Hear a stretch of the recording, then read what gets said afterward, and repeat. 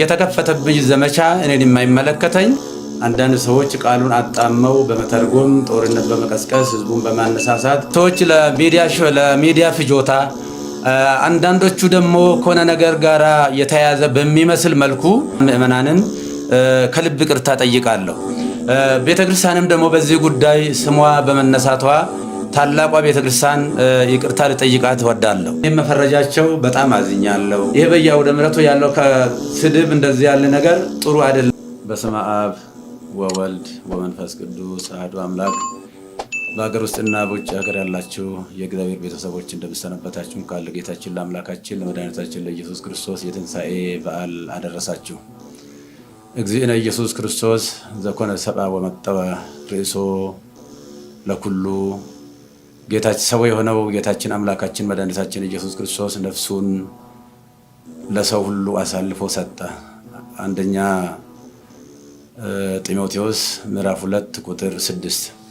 በዛሬው ዕለት በዚህ መልክ መምጣት ያስፈለገኝ ዋናው ጉዳይ የስቅለት ዕለት ጌታችን አምላካችን ኢየሱስ ክርስቶስ የተሰቀለበትና ቤዛ የሆነበት ቀን ስለ ቤዛነት በሰፊው ከተሰጠው የትምህርት ድነት ጋር ተያይዞ አንዳንድ ብዥታዎችና ጥያቄዎች ስለተፈጠሩ እነዚህን ነገሮች ለማጥራት ያህል ነው።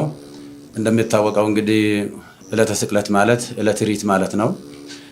ጌታችን አምላካችን መድኃኒታችን ኢየሱስ ክርስቶስ ለኛ ካለው የማይለካ ፍቅሩ የተነሳ በአጭር ቁመት በጠባብ ደረት ተወስኖ ተይዞ ታስሮ ተደብድቦ እርቃኑን ሆኖ በመስቀል ላይ ተሰቅሎ ለዓለም ፍጹም ቤዛ ሆኖ የማይደገም ቤዛ ሆኖ በጊዜና በሁኔታ በቦታ የማይወሰን ቤዛ ሆኖ የዘላለም ቤዛነቱን አግኝቶ ወደ ቅድስ በገዛ ደግሞ የገባበትና ለአዳም የሰው ዘር ሁሉ በእኛ ፈንታ የታሰረበትን ታላቅ ቀን ነው የምናከብረው በየዓመቱ።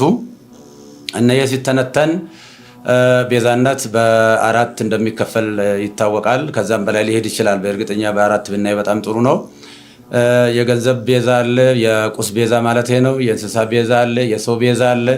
ዋናውና ትልቁ ግን የጌታችን የአምላካችን የመድኃኒታችን የኢየሱስ ክርስቶስ ቤዛነት ነው እና ይሄ ስለ ነገረ ድነት በሰፊ በሚሰጥበት ሰዓት እነዚህ ምንም ከቁስ ጀምሮ እስከ ሰው ያሉ ሁሉ ቤዛ መሆን ቢችሉ የጌታችን የአምላካችን የመድኃኒታችን ኢየሱስ ክርስቶስን ፍጹም ቤዛ ሊተኩ የማይችሉ ናቸውና በፍጡርና በፍጡራን መካከል ያለውን ቤዛነት ለመለየት በተለይም ጌታችን አምላካችን መድኃኒታችን ኢየሱስ ክርስቶስ ስለ ስርየት ኃጢአት በመስቀል ላይ ተሰቅሎ በከፈለው ቤዛነት ስም ፍጡር ሊጠራ አይችልም በሚል የሰጠው ትምህርት ብዙ ምዕመናንን አደናግሯል። ከአውዱ ውጪ አንዳንድ ሰዎች ቃሉን አጣመው በመተርጎም ጦርነት በመቀስቀስ ህዝቡን በማነሳሳት በተለይም ደግሞ ደጋጎች ምዕመናንን በጣም አሳዝኗል። ከእመቤታችን ከቅድስት ድንግል ማርያም ጋራ እንዴት የፍጡር ቤዛ የለም ይባላል? ከገንዘብ ጀምሮ ከቁስ ጀምሮ ብዙ ቤዛዎች አሉ ብለው በመተንተን ነው ብዙ ጊዜ ሲወራ ሲነገር የነበረው። እኔ በሰዓቱ ስለ ቁስ ቤዛ፣ ስለ እንስሳ ቤዛ፣ ስለ ሰው ቤዛ ብዙ መናገር አላስፈለገኝም። ዋናው በመስቀል ላይ ተሰቅሎ ስለሱ ብቻ ነበር በሰፊ መናገር የነበረብኝና ምንም እመቤታችን ቤዛ ዓለም ብትባልም የጌታችን የአምላካችን ኢየሱስ ክርስቶስን ቤዛነት አይተካም የሚል ቃል ብዙዎቹን ግራ ጋብቶ እንደነበር አስታውሳለሁ። እንኳንም እመቤታችን ቅድስት ድንግል ማርያም ይቅርና ድንጋይ ቤዛ ተብሏል፣ ወርቅ ቤዛ ተብሏል፣ ገንዘብ ቤዛ ተብሏል፣ ጫማ ቤዛ ተብሏል፣ ቆብ ቤዛ ተብሏል እና ከፈጣሪ በታች ከፍጡራን በላይ የሆነች እግዚአብሔር የመረጣትና ከአንስተ ዓለም ሁሉ አልቆ አክብሮ ይፈጠራል ለእናትነት የመረጣት እመቤታችን ቅድስት ድንግል ማርያምን ከፍጡሩ ጋር እንኳን ልናወዳድራት አንችልም። አቻ የሌላት ወደር የሌላት እና ከሷ ጋር በማጣላት በተለይም የተደረገው ቅስቀሳ በፌስቡክ እና በኦንላይን ላይ እንደሚደረገው ቅስቀሳ አይደለም። አንደኛ የኔ አስተዳደጌም አኗኗሬም በአጠቃላይ ህይወቴም ከደብረ ሊባኖስ የወጣ ነው። እኔ የተክለ ሃይማኖት ልጅ ነኝ እና በዚህ ደረጃ ነገሮችን በጣም አግሎ ብዙ ምዕመናንን አስቀይሟልና እኔ ከትምህርት ቤት ጀምሮ በእመቤታችን በቅድስት ድንግል ማርያም በእንተ ስማ ለማርያም እያልን ድርቆሽ እየለመንን ኮሾሮ እየለመንን ቁራሽ እየለመንን ስሟን እንጀራ በልተንበታል ለብሰንበታልና ቤዛዊት ዓለም ብለን በሰዓታቱ በሌላው መጻሕፍት በቅዳሴዋ በውዳሴዋ እየጻፍን እየተረጎምን እያስተማርን እንገኛለን። እኔም በግሌ ስለሷ ብዙ ሰብኬያለሁ። ስለሷ ወላዲተ አምላክነት በተለይም ንጻ ጠባይ ያላደፈባት ነውር ነቀፋ የሌለባት ነቃ ሀጣው ያላገኛት እግዚአብሔር በንጽህና በቅድስና ከዓለም አልቆ የፈጠራት ከሁሉም አልቆ የፈጠራት አቻና ወደር የሌለባት እንደሆነች ብዙ ጊዜ በሰፊው ትምህርት ሰጥቼበታለሁ። መጽሐፍም ጽፌያለሁ። ያንን መከታተል ይቻላል። እኛ ብቻ ሳንሆን መልአኩ ቅዱስ ገብርኤልም ቡሩክት አንቲ እማንስት ወቡሩክ ፍሬ ከርስኪ አንቺ ከሴቶች ሁሉ የተለየሽ ነሽ ብሎ ያደነቃትና ያመሰገናት ፈጣሪ ለእናትነት የመረጣት እናት ስለሆነች እንኳንስ እሷን ይቅርና ማንንም በክርስትና ለመናቅ አይቻልም። እኔ የወለደችኝ ውድ እናቴን በእጅጉ የሚወዳት የማከብራት ነኝና እናቴን የማከብር የፈጣሪውን እናት በምንም አይነት ተአምር ዝቅ አድርጌ የማይበት ምንም አንዳች ሁኔታ የለም። በዕለቱ የተደረገው ጌታችን አምላካችን መድኃኒታችን ኢየሱስ ክርስቶስ በሚጠራበት ቤዛነት የኃጢአት ስርየት ቤዛነት በዚህ ፍጡር ሊጠራ አይገባም አይችልም የሚል ነው በጥቅሉ። አው ትክክል ነው። ከመልአክ ጀምሮ እስከ ሰው ያለው ሁሉ ወይም ደግሞ ዓለም ከተፈጠረ ዘመን ከተቆጠረ ጀምሮ እስካሁን ድረስ ያለው ወይንም ደግሞ እስከ ለብሰ ምጽአት ድረስ የሚቀጥል ሁሉ ኢየሱስ ክርስቶስ ጌታችን መከራ የተቀበለውን መከራ ቢቀበል ጌታችን አምላካችን መድኃኒታችን ኢየሱስ ክርስቶስ በቀራንዮ የከፈለውን ቤዛነት ማንም ሰው መክፈል አይችልምና እሱ የኃጢአትና የሞት መድኃኒት በማዳኑ ተረፈ ደዌ የሌለበት የዓለም ቤዛነቱ የኃጢአት ስርየት ነው። አው እያንዳንዳቸው ለምሳሌ እነ ሙሴ ቤዛ ተብሏል። ነገር ግን የሙሴ ቤዛነት በአረፍተ ዘመን ተገጥቷል፣ በጊዜ ተገጥቷል፣ ዮርዳኖስ ማዶ ተገጥቷል። የሁሉም ፍጡራን ቤዛነታቸው በጊዜ በሁኔታ የሚገታ ነው። ነገር ግን በጊዜና በሁኔታ የማይገታ ለዓለሙ ሁሉ ቤዛ የሆነ ከሰማይ በታች ከምድር በላይ መዳኛ የማን ነው? ከሱ ውጪ አዳኝ የሌለ የጌታችን የአምላካችን የመድኃኒታችን የኢየሱስ ክርስቶስን ቤዛነትን በደንብ አጉልቶ ለማሳየትና ለማስተማር ካልሆነ በስተቀር ከመቤታችን ከቅድስት ድንግል ማርያም ክብር ጋራ ምንም የሚያገናኝ አንዳችም ነገር የለም።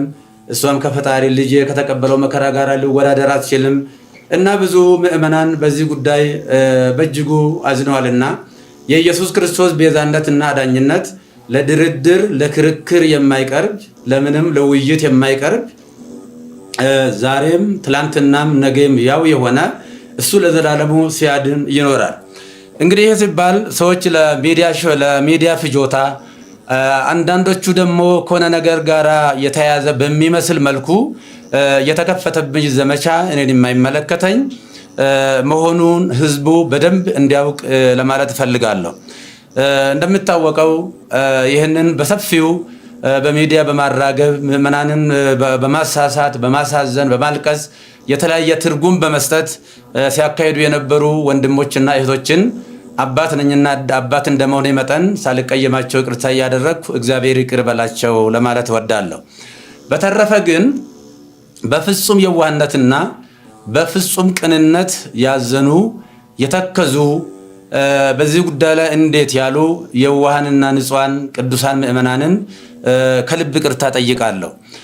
ቤተክርስቲያንም ደግሞ በዚህ ጉዳይ ስሟ በመነሳቷ ታላቋ ቤተክርስቲያን ይቅርታ ልጠይቃት እወዳለሁ።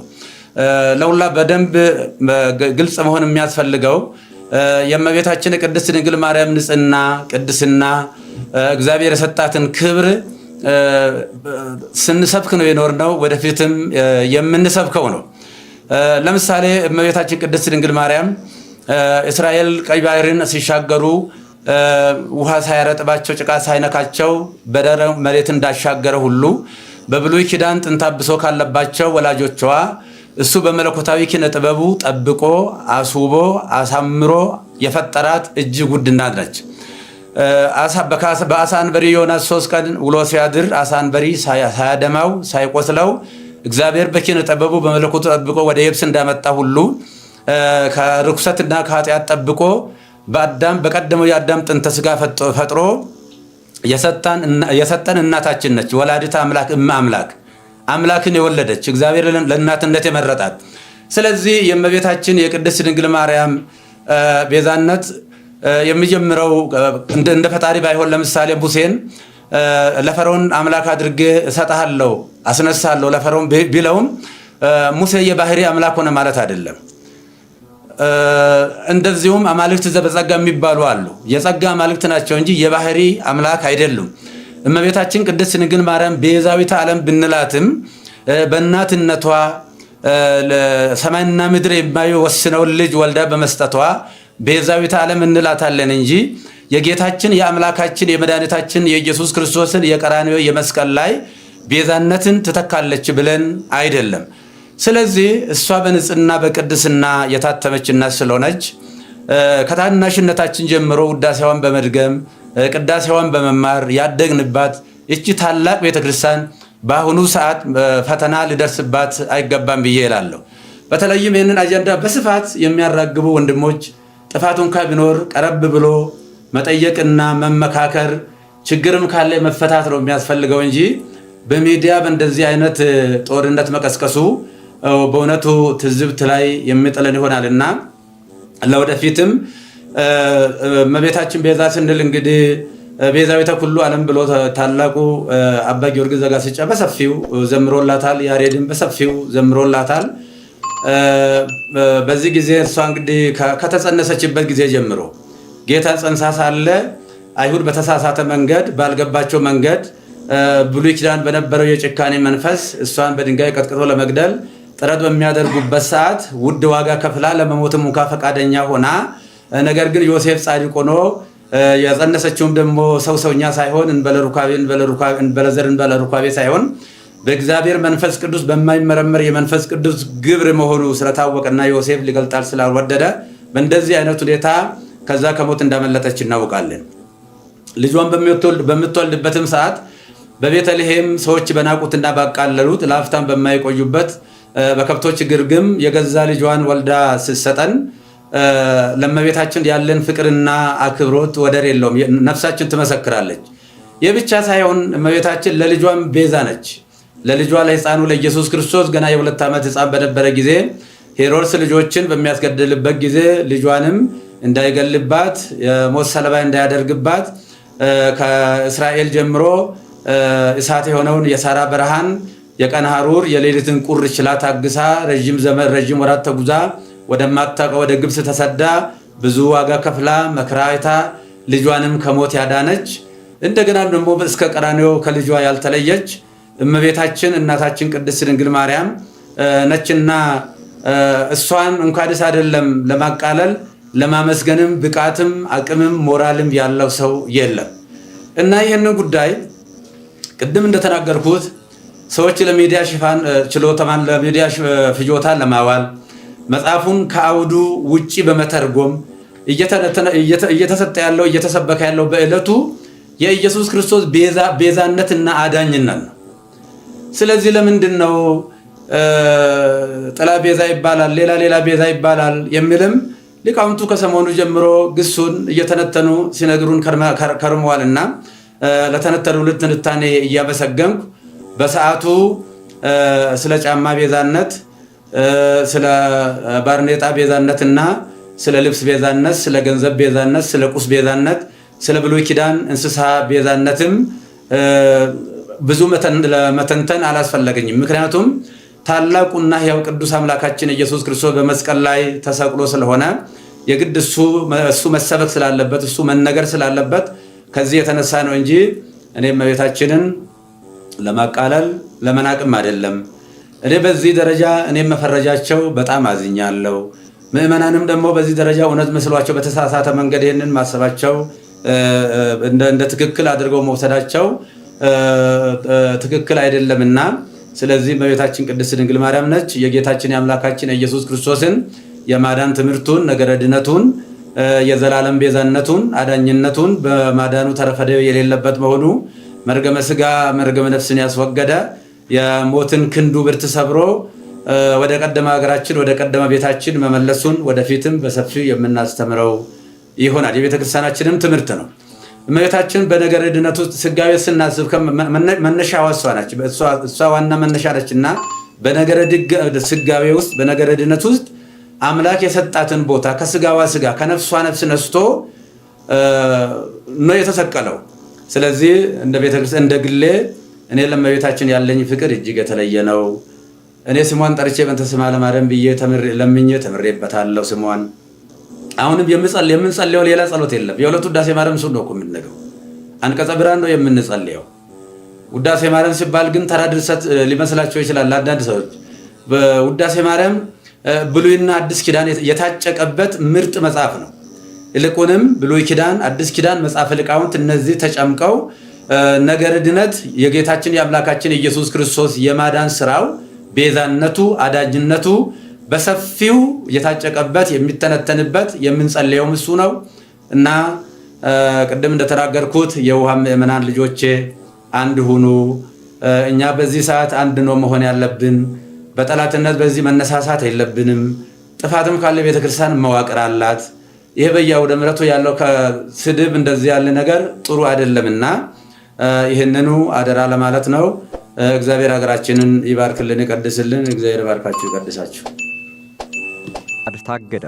በኢትዮጵያ ኦርቶዶክስ ተዋሕዶ ቤተክርስቲያን ስር የሚሰሩ ኦርቶዶክሳውያን የሚዲያ ተቋማት በአንድ ማዕከል እንዲያገለግሉ የመረጃ ፍሰታቸውም ወጥነት ያለውና ተቋማዊ መሆን ይችል ዘንድ በኢትዮጵያ ኦርቶዶክስ ተዋሕዶ ቤተክርስቲያን የሕዝብ ግንኙነት መምሪያ የ2 ቀናት ስልጠና ተሰጥቶ የቤተክርስቲያንን መሰረተ እምነት፣ ስርዓት፣ አምልኮና ትውፊት አክብረው በቤተክርስቲያን ዙሪያ ዘገባ ማከናወን የሚችሉበትን ፈቃድ ከመምሪያው መሰጠታቸው ይታወሳል። ከነዚህም የሚዲያ ተቋማት መካከል አንዱ የሆነው የፍኖተ ጽድቅ ጠቅላላ ማህበር ፍኖተ ጽድቅ ቴሌቪዥን ዘገባዎችን ሲያሰራጭ መቆየቱ ይታወሳል። ይሁን እንጂ ማህበሩ በዕለተ ስቅለት ቅድስት ድንግል ማርያም ቤዛዊተ ዓለም አትባልም የሚሉትን ጨምሮ ሌሎች ከቤተ ክርስቲያን አስተምሮ ውጪ የሆኑ ጉዳዮችን ሲያሰራጭ መቆየቱ ተጠቅሷል። በመሆኑም ቋሚ ሲኖዶስ በጉዳዩ ዙሪያ ተወያይቶ ውሳኔ ለመስጠት ለረቡዕ ሚያዝያ 22 ቀን 2017 ዓ.ም ቀጠሮ የያዘ በመሆኑና ጉዳዩን በሚገባ ተጣርቶ ውሳኔ እስከሚሰጥበት ድረስ ለፍኖተ ጽድቅ ቴሌቪዥን የተሰጠው የዘገባ ፈቃድ ለጊዜው የታገደ መሆኑን የኢትዮጵያ ኦርቶዶክስ ተዋሕዶ ቤተክርስቲያን ሕዝብ ግንኙነት መምሪያ ያወጣው መረጃ ያመለክታል።